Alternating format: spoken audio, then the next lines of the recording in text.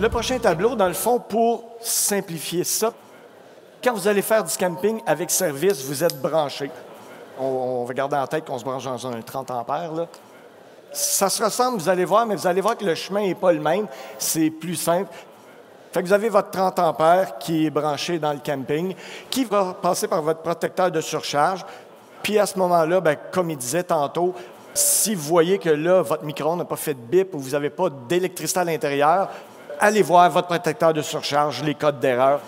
S'il y a des codes d'erreur, comme il disait, bien là, à ce moment-là, il faut aller voir le propriétaire du camping puis lui dire c'est quoi le code d'erreur. Puis là, à ce moment-là, il va gérer ça selon le problème que vous avez.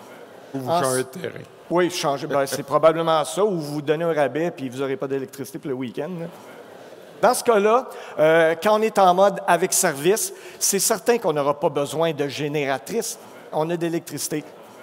Fait que la génératrice ne se présentera pas dans le schéma, mais quand même, le courant va passer quand même dans le transfer switch par défaut.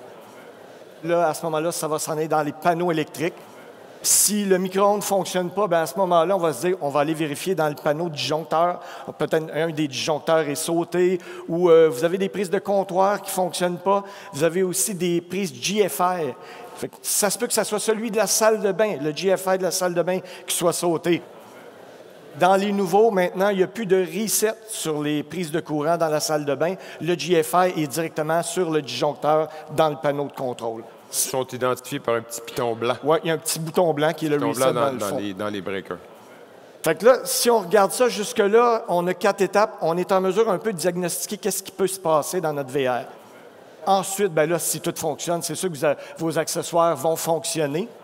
S'il y a un appareil qui ne fonctionne pas, c'est les panneaux de disjoncteur, vraiment, là, s'il y a des choses qui ne fonctionnent pas.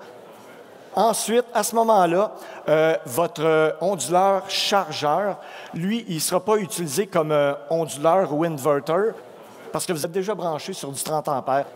Lui, à ce moment-là, il va devenir un chargeur à batterie.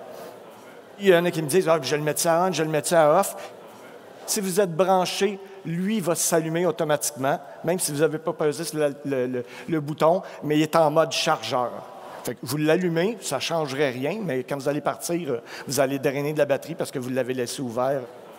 Mais normalement, lui, dans ce mode avec service, il est utilisé juste en tant que chargeur à batterie.